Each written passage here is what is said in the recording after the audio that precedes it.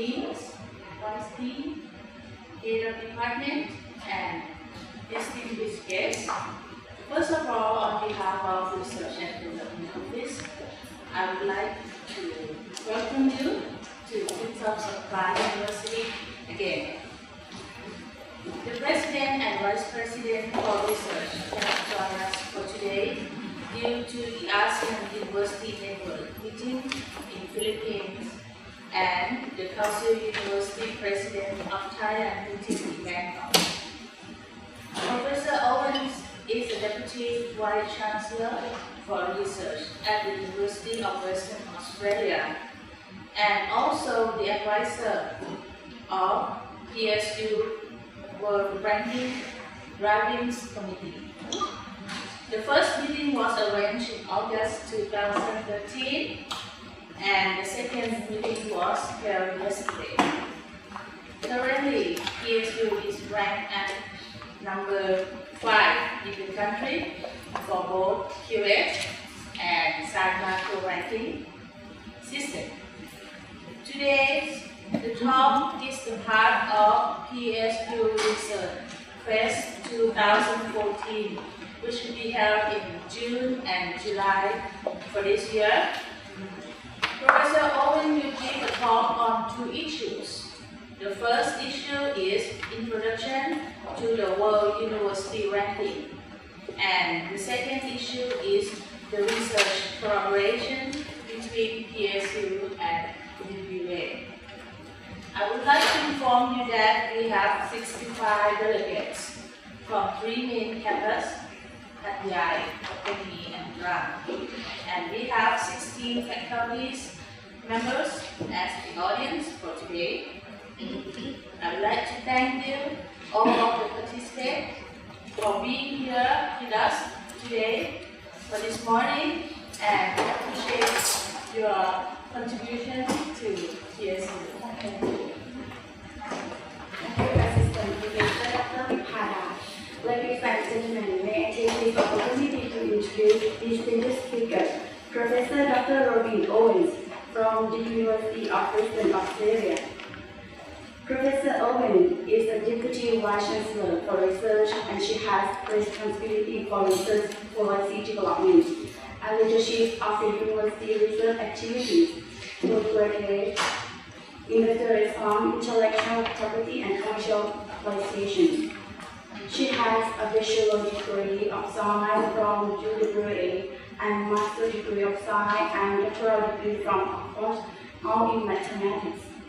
She has bachelor's in mathematics and computer science at the University of Western Australia and electrical engineering and computer science at Berkeley, as well as she for shorter periods in Thailand and New Zealand. She is a fellow of Australian Company Society and a winner of United Kingdom Rank Prize. In 2012, Professor Owens was elected as a fellow of the Australian Academy of Technological Science and Engineering. Right now, she is currently a member of Australian Astronomy Observatory Advisory Council and the Board of Astronomy Australia Limited. Ladies and gentlemen, it's now time to welcome Professor Dr. Robyn Owens. Please welcome.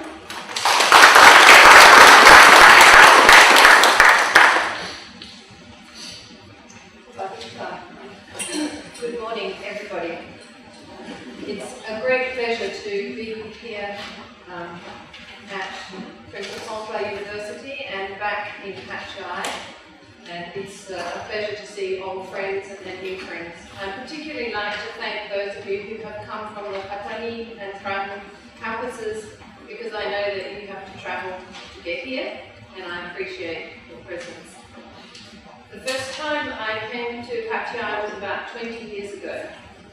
And Hat Yai and PSU have changed a lot in that time. The last time I came was 10 months ago.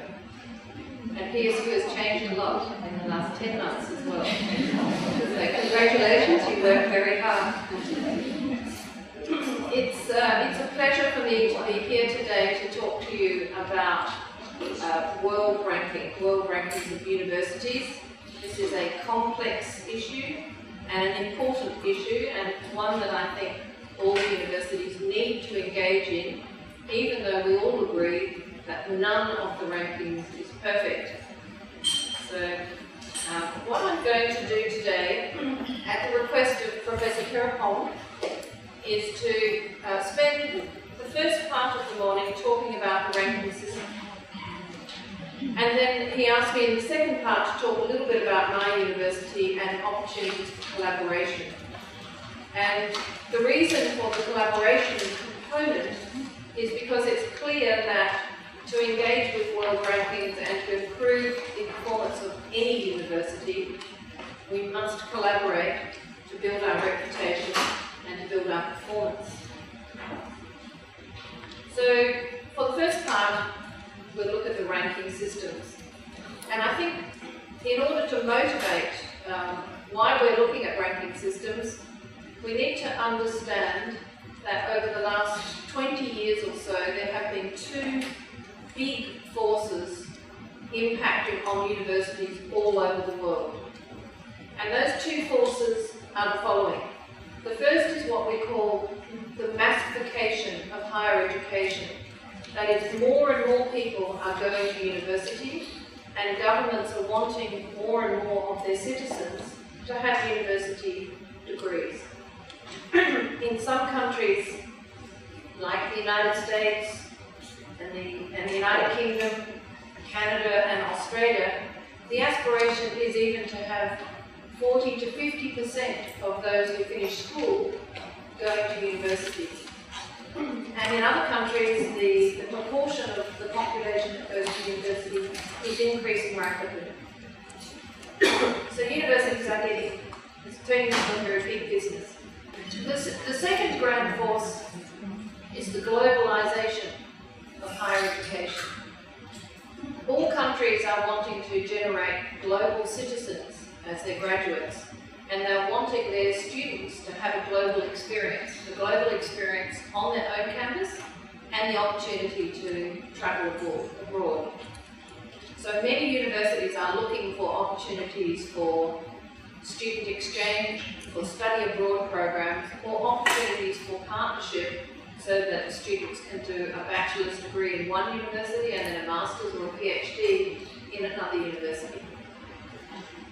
So these forces of massification and globalization mean that the brand and reputation of a university is very important. And to ask the question about brand and reputation means that we have to ask the question about how good a university is or what makes a world-class university. So it's not surprising that about 10 years ago, world rankings hit the world.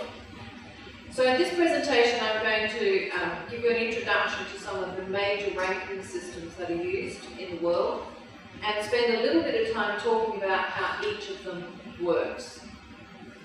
We'll then talk about some of the actions that a university can take to improve its position in world rankings. And I'll particularly emphasise the fact that the single biggest thing is to increase the productivity or output of a university, and the easiest way to do that, and in fact the most impactful and useful way to do it, is through collaboration.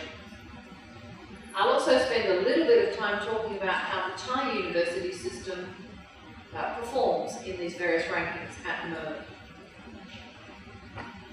Okay, so I'll be spending time mostly on 5 major ranking systems. And these have all been invented in the last 10 years or so. The first one is called the Academic Rankings of World Universities, and it was developed by the Shanghai Jiao Tong University in China back in about 2003. It arose because the president of Shanghai Jiao Tong asked one of his professors, a professor of chemical engineering, a simple question: what makes a world-class university? I'm sure we all have ideas on what makes a world-class university, This professor, being an engineer, thought that he would invent a formula to do it, and he went away to think about what the characteristics would be of a world-class university. And to compute that for all universities, he had to draw data from existing databases. So the big question was, what data do you have to measure the university? And really, the easiest things to measure for universities relate to research performance. It's very difficult to measure teaching performance, and it's even more difficult to measure service to your community and the building of an alumni and various other things. So his formula is about measuring the research performance of universities. When the first ranking was released to the world in 2003, it created a revolution. Mostly everybody criticised it, except for Harvard University that ended on the top. It created a major problem in mainland Europe because they were shocked to discover that their universities weren't ranked very highly. And of course, even in China, the Chinese rejected the ranking because there were very few Chinese universities in the top 500.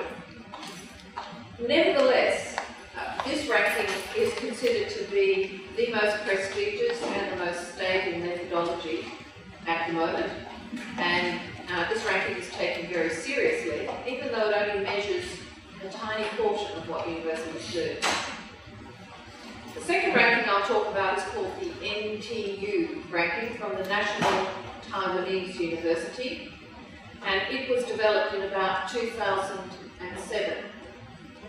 It also is a ranking on research performance. It uses research papers as the basis for its ranking methodology, but instead of just counting volume of productivity, it also looks at what it considers to be measures of quality or impact of the research that's being done. The next two rankings we'll look at are called the QS and the Times Higher Education ranking systems. These ranking systems are different because they try to be more holistic. They also look at the teaching performance of a university, as well as its research performance, and also they try to measure its aspects of internationalization, how international the universities are. The QS and Times ranking systems are not developed by universities, they are developed by media companies. These are companies that publish the results as media and publish the results as information to prospective parents and to companies and indeed to national governments on the ranking of universities. These rankings, while they are criticised sometimes for the methodology, have been incredibly powerful, indeed in changing government policy in some countries. So there are now some countries that will only award scholarships for their students to study abroad at universities that are in the top 200, or maybe even indeed in the top 50 in at least one subject area. And the final ranking I'll look at in detail is the SCImago Institutions ranking. SCImago is a subset of the Elsevier company, and Elsevier is a bibliographic database based in Europe. So it also ranks universities on the basis of output, volume, quality, etc. But it uses the Elsevier database, whereas the other rankings above use the Thomson Reuters database, the Web of Science, that's based in the United States. I think the thing to point out is that none of these rankings is perfect, and none of the answers that anyone gets is accurate. But we all know, or for those of us that are scientists know, that measuring things perfectly is very difficult. Everything is an estimate, so it's not surprising that all the answers are different, as we'll see. And it's also not surprising that this is a very difficult question.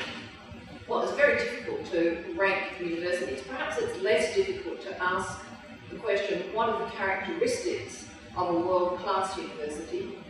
But to actually form a ranking with the first university, a second, etc., down to University 1000, is possibly even a meaningless question, but it's certainly stimulated a lot of research and interest. It's stimulated a lot of behaviour, and it has actually changed policies in universities, in countries across the world.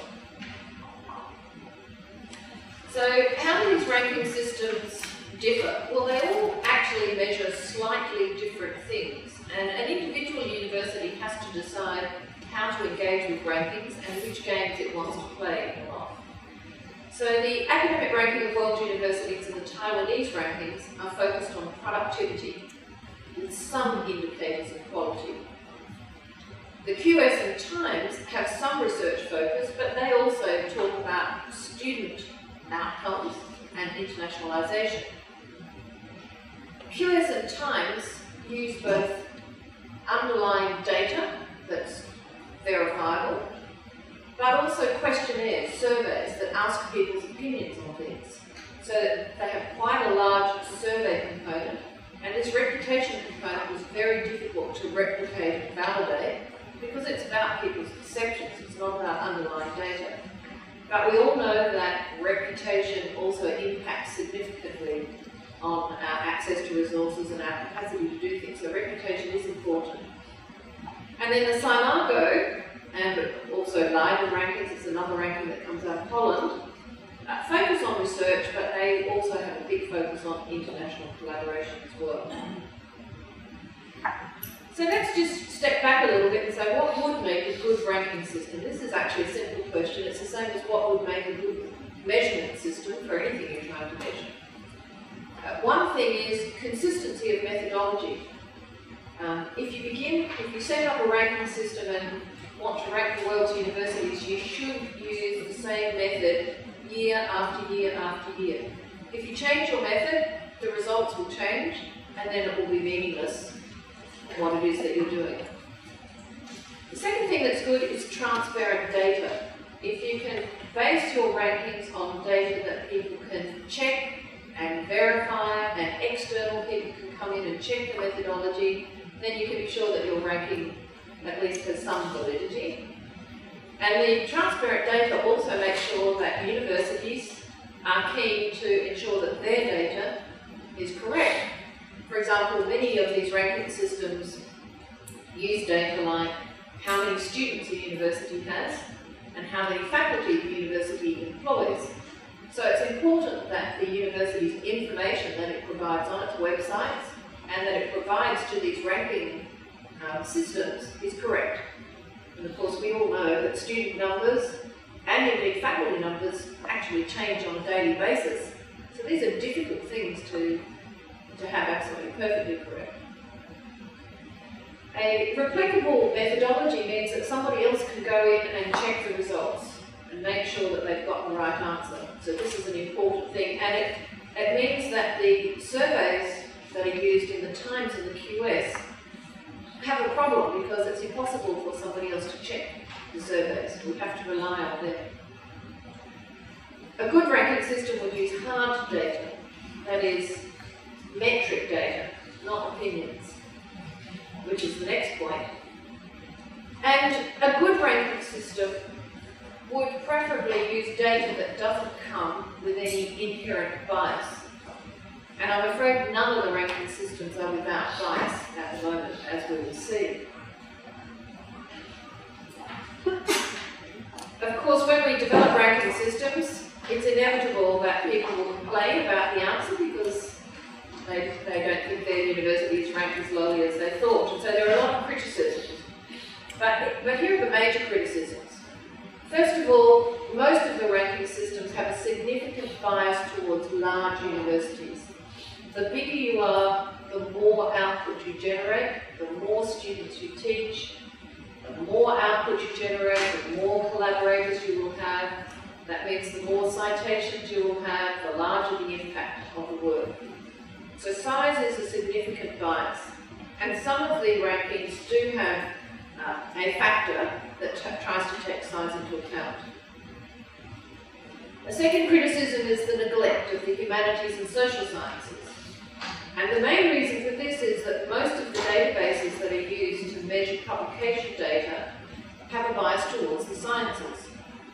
Thomson Reuters and Scopus index journal articles. They index journal publications.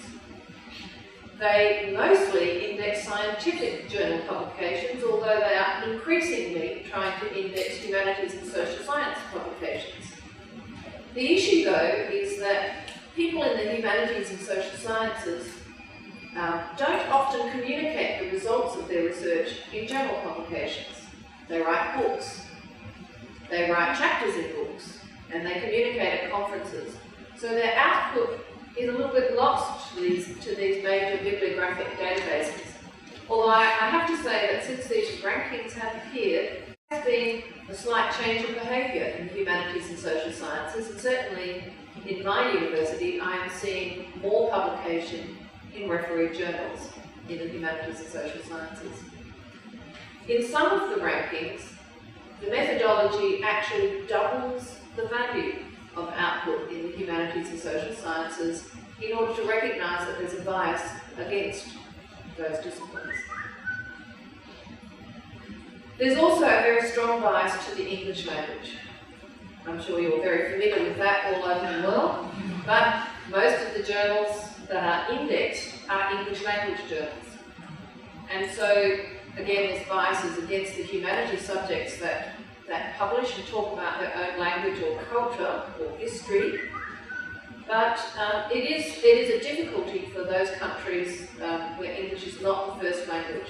And again, over the last, this trend has been much longer than the rankings, but certainly over the last 20 years, there has been a significant change in behaviour. Not so much in terms of publishing in English language, because people were doing that before. But because these rankings are driving global student mobility, what we're seeing now is universities teaching in English as well, because the market is there for students globally to move around university systems. The next criticism is around non-verifiable results, and this comes mostly from having surveys. So QS and Times run major surveys annually to sample people's opinion of universities. The two surveys they run are an academic survey where they ask academics in other countries to rank the universities in their region. And the criticisms are that nobody can validate the surveys because we don't see the results of it. It's just a survey run by the company. But the second criticism also is there are significant cognitive biases associated with surveys. And frankly, even in my own discipline, even in Australia, I would be hard put to say much beyond who I think the top one or two groups are in the country. It would be very difficult for me to say who was ranked 7th or 8th in my country, impossible for me to say who was ranked 78th and 79th in the world. And the cognitive biases are often then associated with other aspects. So we tend to rank highly universities in capital cities. We tend to rank highly universities that are very old. We tend to rank highly universities that are very rich. We tend to rank highly universities that are very large. So these cognitive biases impact on these surveys. And then in all these rankings, the methodology just determines what the answer is, so it's very difficult to distinguish between universities that have different missions. Some universities are comprehensive. Other universities are specialists. Specialists, medical universities or engineering universities. Some universities are research intensive, other universities are specialised in teaching. Some universities operate a global mission, other universities operate a local community mission. These things are very difficult to distinguish here. So these are all the problems of biases. Nevertheless, they exist and they are changing behaviour, so we have to understand how they work and what to do. So how do they work? So I'm going to start off with the QS ranking system, because the QS system is the one in which the Thai universities do the best. They rank many universities, over 1,000 universities,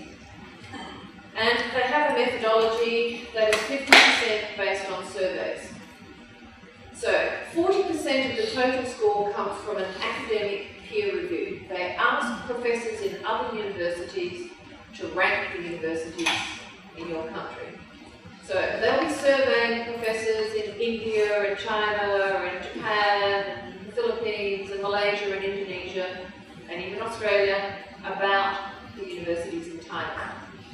And you can see that the importance here is to be known. The academics that are surveying you have to know about your university. With the QS ranking, it's possible for the university, this university, to engage with the QS company and to give names of professors to survey.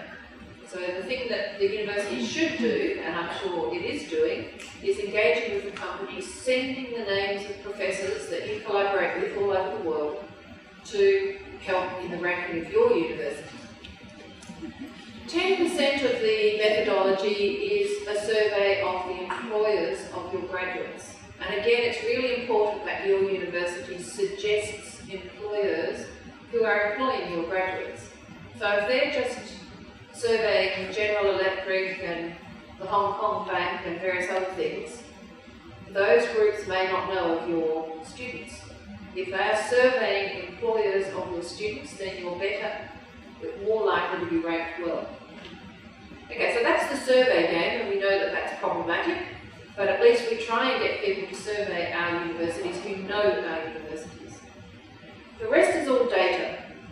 So they look to the student-faculty ratio. How many students per academic staff member do you have? They look at the citations per faculty. So it's great to publish lots of papers, but are other people reading your papers and citing your papers? That's an indicator of embeddedness, it's an indicator of quality. Then 5% of the methodology is international faculty. How many faculty are employed by the university that are international? And another 5% is international students. How many students do you have at your university that are registered as international students? You may or may not agree whether this is a good way of measuring the quality of the university, but this is the way that QS does it. Let's look at the Times. The Times Higher Ed and the QS were exactly the same ranking when they first started. So QS is a company, Quacquarelli Simmons is the full name, and that company worked with the Times Higher Ed to develop the rankings in the first place. So for the first few years, it was exactly the same ranking. In 2009, though, they decided to split. The Times wanted to have a smaller proportion of the ranking based on survey methodology. So in the Times, the total survey component is only 30%, not 50%, and they use other data. I'll go into a little bit more detail about it, but 30% of the data is around the teaching learning environment. 30% is around citations and research influence. 30% is around research volume, which is what your total productivity is. And then the other 10% is made up of an international output, a measure of staff, student and research internationalisation, and 2.5% is industry income. So in the Times, they're looking at how engaged the university is with the local industry and how useful the output is to the industry as a whole. And income is a proxy for that. Okay, so let's look at the Times in a little bit more detail because it has actually a very detailed ranking. So it's broken up into many components. Let's look at the research component. So we'll start with the red and the pink bits here. I'm not sure if you can read the words, you probably can't, so I'll read them to you. The bright red slice of the pie is research reputational survey, and that's worth 18%. So this is a survey component where they ask academics in other universities to rate the quality of the research that's done at your university. Then 6% this is a pink slice of pie. 6% is on research income, and 6% is on research productivity, just the total volume of papers. Then the green slice of pie, 30% is on citations. That is the total citations that are generated by the work that's done at your university. Okay, then we move around to lots of other little slices of pie. We're moving up from the green, international to domestic student ratio, 2.5%. International to domestic staff ratio, 2.5%. International collaboration, 2.5%. So how many of your papers have co-authors that come from a different country? Industry income, 2.5%. Then there's a big slice of pie, the teaching reputational survey, 15%. That is asking the employers about the quality of your teaching. Are you generating graduates that the employers want and appreciate? Student to staff ratio, 4.5%. Doctorate to bachelor's ratio, 2.25%. So they're looking at the ratio of postgraduate students to undergraduate. Then doctorates awarded to academic staff ratio. How many doctorates are awarded each year to the size of your academic staff? And then the total institutional income, 2.25%. So you can see it's a very complex methodology with lots of different components and lots of different weightings. And we'll see what difference that makes shortly. Okay, the academic ranking of world universities. This is the Shanghai Jiao Tong ranking. This is the one that's probably considered the most prestigious. Regrettably, no Thai universities fall in the top 500, but it's not surprising because they have a very large percentage on indicators that very few universities in the world can score any points on at all. So the first two are around Nobel Prizes and Fields Medals. Everybody agrees that Nobel Prizes are a very important indicator of quality. On the other hand, Nobel Prizes are only awarded in 4 major areas: physics, chemistry, economics, and medicine and physiology. Not even mathematics, actually, because Alfred Nobel declared that nobody was ever going to get a Nobel Prize in mathematics when his wife ran off with a mathematician. The mathematicians were very unhappy about this, so they invented the Fields Medal. And the Fields Medals are awarded every 4 years to the top mathematicians under the age of 40. Nevertheless, these 2 prizes are probably amongst the most prestigious prizes on the planet. Of course, there are lots and lots of other prizes, but these ones are very prestigious. So 10% of the award goes to any of your students who win a Nobel Prize, regardless of where they are or how old they are.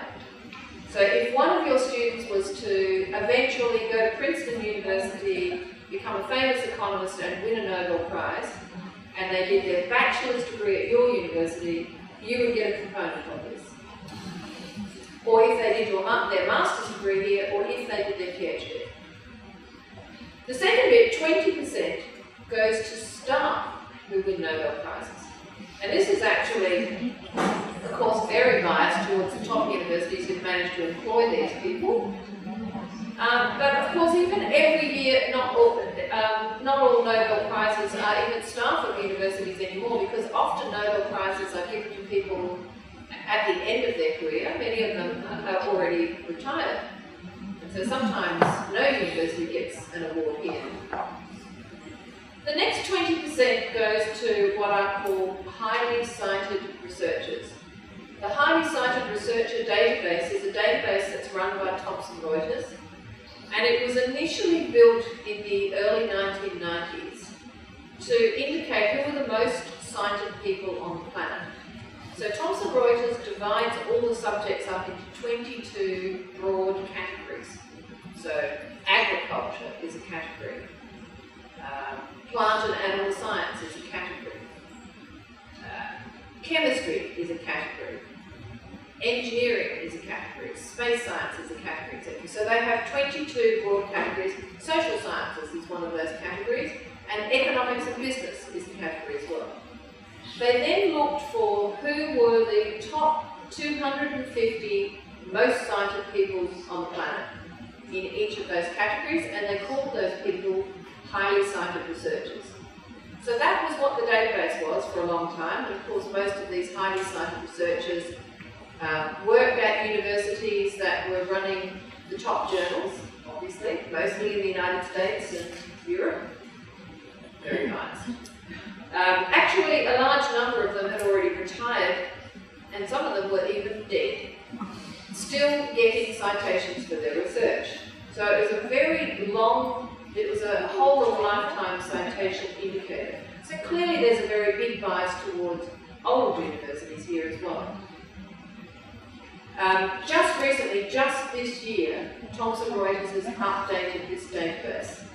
And now they're using a slightly different methodology, and they're only looking at citations gathered in the last 10 years of people who write papers that are called highly cited papers. That is, papers that get cited more than you would expect for the impact factor of the journal in the first couple of years of publication. This is going to change this database significantly. And I can absolutely guarantee there'll be a lot more Chinese people in the database than there were in the first one, and a lot fewer Americans in the database. So it'll be interesting to see how this changes. The next 20% is given for articles in Nature and Science over the last 5 years. So everybody agrees that Nature and Science are very prestigious journals. They're multidisciplinary journals, well, they're mostly in the sciences. They're very hard to get into. They both have rejection rates of over 90%. But it's possible. And then the next 20% is just total volume of output. And the last 10% is then a moderator for size. So every university's academic staff numbers are used to moderate the total volume. Okay. The Taiwanese ranking, this began in 2007, and it has 3 major areas. It looks at research productivity, research impact, and research excellence. And this is the way it measures these things. So research productivity, it looks at the total output over the last 11 years, and then the total output just over the last year. That's because if a university is growing, it allows that growth to impact. If you just measured the total output over 11 years, and you're a growing university, the dampening effect is very strong. In terms of research impact, it also does something similar. So it looks at all of your citations over the last 11 years, and then also your citations just over the last 2 years, because if you are beginning to publish in higher impact journals, and if you are getting your work more internationalised and more cited, then you can grow. It also looks at the average number of citations over an 11-year period. This is because citation data is heavily skewed towards outliers. So there'll be a small number of papers that every university generates that are very highly cited, and a large bulk of papers that universities generate, all universities, that are not cited at all, and never read. Even the top universities in the world generate a lot of output that's never cited. So what is the last indicator there is just looking at the distribution of citations and seeing what the average is. Then in terms of research excellence, it uses a number of indicators. What the institutional H index is over a 2-year period. So that is how many papers an institution has published that have generated at least that many citations. So if your H index is 10, that means the university has generated 10 papers that have at least 10 citations.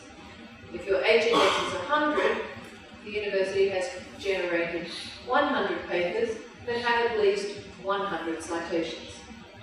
That's H index is often used as an indicator for individual performance, but increasingly it's being used as an indicator for institutional performance. It looks at the number of highly cited papers, and then it looks at the number of articles that have been published in high impact journals, the top 5% of journals. So very strong quality indicators. Okay, Simongo then, another ranking, and this is the last we'll look at in detail, and one that Dr. Wickeder mentioned, is this indicator looks at data that comes from the Scopus database. It has 6 indicators, and it doesn't give weighting to any of the indicators. So basically we assume that all the indicators are weighted equally, and that a university can choose which indicator it wishes to be ranked on. And I understand that the ESU is looking at the output indicator.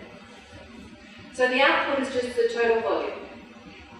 International collaboration is what proportion of your volume is also done with international universities. Normalised impact means how much your papers are being cited relative to the rest of the world. So if you're getting exactly the world average in citations, your impact is 1. If your impact is bigger than 1, you're getting more than the average world citations. And if it's less than 1, you're getting less than the average world citations. Then they have an indicator on whether you're publishing in top quality journals, an indicator on whether you're a specialist university or a comprehensive university, and an excellence rating on what the proportion of output is in the top 10% of papers in that field.